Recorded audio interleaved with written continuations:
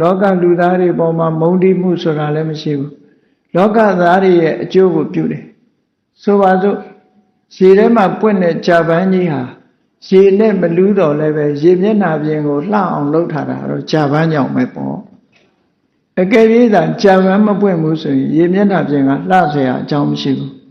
မြတ်စွာဘုရားဟာလည်းလောကကြီးကိုအလှဆင်တဲ့အခါမှာလောကပေါ်မှာတာယာစင်တဲ့အလှဆင်တာမဟုတ်ဘူး